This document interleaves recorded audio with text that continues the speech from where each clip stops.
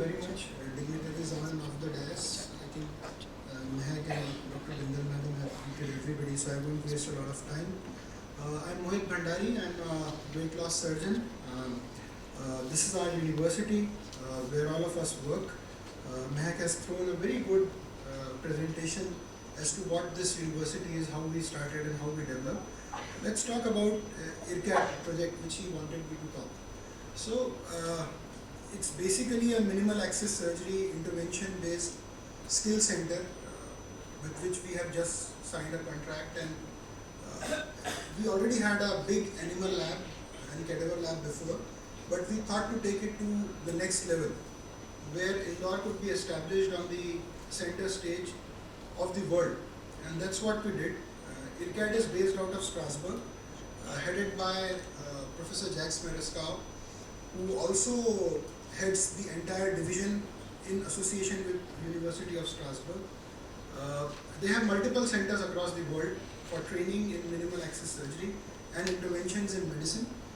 One obviously, which is a parent institute in Strasbourg, the other is in US, Taiwan, Brazil, and now India and later on China are going to sign. So India project is being associated with us. This is the largest robotic training center of the world, and one of the largest medical and intervention based device development center of the world. All the devices which you hear about, one of them in most categories would have been developed at the IRCAT, if not all, and they are hugely funded for the purpose of device development research. So this is a proud moment to see that India is the latest addition to this group, and it comes to this city of Indore because of Chairman Sir and this family, and obviously the team associated with us since a long period of time. Now, why this concept came to our mind and why we wanted this to be associated with this medical college, and how I could convince everybody on the board to bring this. What we have realized, and when I came out of my residency, I also realized that as we have moved beyond 2010, we are seeing that the competence-based training is lacking in our postgraduates and most of the doctors who pass out from the residency. So for example, if you pass out of the residency and next day you join a job, not necessarily a house job, but just as a senior resident, how much can you perform independently and what confidence you have? We are seeing across multiple specialities that at least lack in Indian residents, and the same thing is happening across the world as to what my colleagues across the world tell me. There is a lot of waste and not in time input in the residency programs, and the programs do not develop the core competence, at least what we see in the Indian residency system. There is absolutely minimal hands-on exposure, and they cannot sustain private or public practice. I'll be blunt here, because if we do not do our SWOT analysis very carefully and we just butter it up, we are not going to actually understand the real situation. The real situation is very grave. And the way the medicine was practiced during maybe my father's time or maybe Dr. Bindal's time has completely changed as to what we are going to see now. It would be more AI based, lot of legal hassles are there.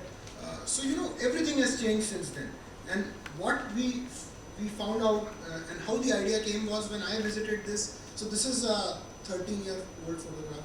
I think I went there for training for the robotics. At that time in India there were just 2 robotic installations, I think 2 or 5, I don't know, but we went 2010. When I went there, I saw that how on a live animal, a live pig, a piglet of 30 kilos, they were training on all these surgeries, for liver surgeries, pancreatic surgeries, hernias, gallbladders, cancer surgeries, and how they were using the cadaveric model to train for orthopedics, joints, base of the skull. And this is what inspired us to contact Professor Marescau. We wrote him the first email way back in 2013, and he refused. He said that India is not on their radar at this point. They are trying to establish a center in Brazil and they don't want to come to India. But then we again approached them in 2020, and that's the time me, Mehak and my father, Dr. Bhandari, we had a 1:1 call, and the one person responsible for it was Professor Marescau.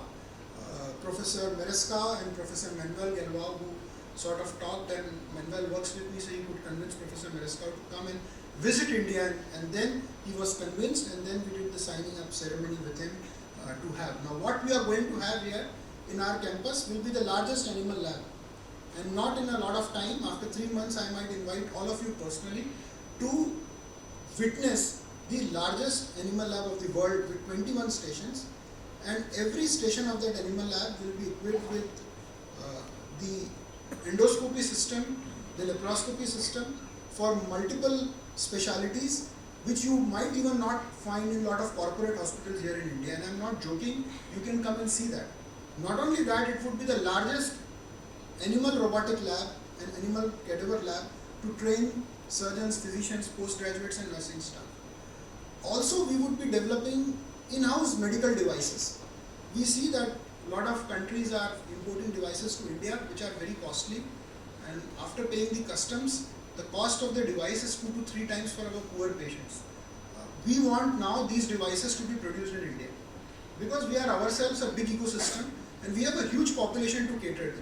And I am not talking about people who can afford, I am talking about the people who cannot afford this. So we will be developing medical devices with IRCAD India here at our campus, prototyping it, and I am so proud to announce that we already have placed order for a 3D printing machine and prototyping infrastructure, and we have met a couple of biomedical engineers who would be joining us. So not only that we would be training people from across the world, but we will be developing medical devices in-house for different specialties, specifically cancer, obesity and type 2 diabetes, which are the disease of the millennium. Also biomedical engineering lab. Our biomedical engineers are probably one of the most talented. They do not have the exposure to develop these devices. The largest cadaver lab. So we just signed a contract with the Tübingen University in Germany, where Professor Hurt had developed a beautiful cadaveric model for training. And believe me, we are going to send our team there, and he is going to visit us in April. And the cadavers which will be preserved here can be kept for 4 years without getting decayed for the training purposes. Base of the skull, laparoscopy, cardiac surgeries, lung surgeries, anything can be taught onto them. And this is not happened in India. The only one lab probably which could be close to this is the Chula lab in Bangkok, if any one of you have been there, but I can guarantee you this cadaver lab here would be better than that. And Professor Hurst will be visiting us in April, and we are already doing the prototyping and protocol studying and all the important information he needs from us. The auditorium is going to be enriched with 3D, 4K and VR capabilities, and the one thing which you will be surprised is the Indian Institute of Telesurgery, which will have the capability to transmit surgeries here to any part of the world, and also to do surgeries sitting here to any part of the world. So this is the plan. This is Professor Hirsch. He is going to support us with his animal lab, the cadaver training wet and dry lab, the endoscopy program. This was the IRCAD board which was just formulated, and obviously we have our own group here invited to join the group so that we can do the best possible for the showcasing of the Indian talent, which unfortunately does not happen. So this is the opportunity that we have, 1.5 billion people. We have no dearth of clinical material here. I would not only invite NHS and all other representatives to visit us, because the kind of volumes we have here in India, it is unparalleled. You know, the entire population of the state of Madhya Pradesh or Central India taken together would be equal to the population of one of the countries in the European region or even United States of America. So we have that, and we invite through IRCAD India a lot of participants, doctors from across the world to gain exposure, clinical exposure with proper licensing, scrub with us in our operating rooms and learn specific modules, specific surgeries with us. As far as the medical device development goes, you will be surprised that SAMES is soon going to have its own endoscope, which would be of Indian make, a harmonic scalpel of energy source, telescopes, stapling devices, stents, joints, sutures and mesh, and they will be developed by the Indian biomedical engineers. So already the talks are through. We are searching for a land in medical device park, and hopefully we get it, but the R&D will be done in IRCAD India, and these things will be produced. Obesity and type 2 diabetes is my passion, and I can actually tell you that a lot of these medical weight loss devices, drugs for weight loss, are in different stages of talks. and we have signed multiple contracts with multiple companies to help them develop in India rather than importing them from across the world. Another, I would say, very important development we should be proud of. Probably in India, this hospital is the only site for US FDA clinical trials, and we just completed the first and the only clinical trial, the data submitted to US FDA on the total magnetic anastomosis in the bowel, and that's what we accomplished. I have not heard of a hospital which has been made a site for a US FDA trial in this space of GI surgery. So that's what we should be proud upon. Medical tourism, we already discussed. Patients are flowing into India because of low cost, great treatment, and more patient care and follow-up. So that's it about the IRCAD. Mehak has shown this. That was a proud moment to see this map. Dr. Bindal recently visited the University of Strasbourg and IRCAD in Strasbourg, and I kept on telling them that it's the Disneyland of medical field, device development and surgical training, and she agrees. And this was the moment for Mehak. He could sit on a robot, not for laparoscopy but for endoscopy. So this robot Dr. Mehak is sitting on which he is going to get trained, will be doing endoscopy, and it's robotic endoscopy that nobody has heard of. So you can imagine the amount of development which we are going to bring to not only to this state but to this country. This is a new initiative of WebSurge. WebSurge is the biggest video library for all the postgraduates sitting here.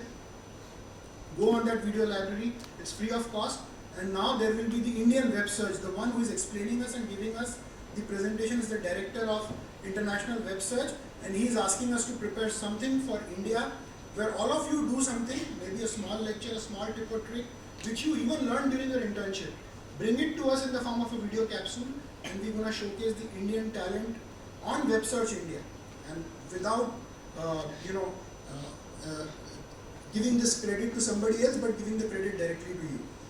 These are multiple photographs of our visit. This is my team sharing it, and now talking about different courses. The last 2-3 slides. So you can imagine pediatric minimally invasive course, the endoscopy course, multiple courses for lungs to brain to thorax to base of the skull to anything and everything you talk about, the biliopancreatic anatomy, robotic hepatic and pancreatic surgery, gynec surgeries, complication management, and several others. The way ahead for us, as I always said, India is on the forefront of everything. We just do not realize that. Our talent is the best, and it's the time to showcase that talent to the world, and that's what I'm going to do as one of the in charges for IRCAD India. We already signed the biggest deal with Proximi, which is a company which would telecast the young Indian talent and the young surgery an Indian surgeon does in his operating room sitting in the remotest part of this country to the world. And Proximi has just signed a contract with us, and we're going to take this to even smaller cities, villages where surgeons are doing a great job. So thank you very much for giving me this opportunity.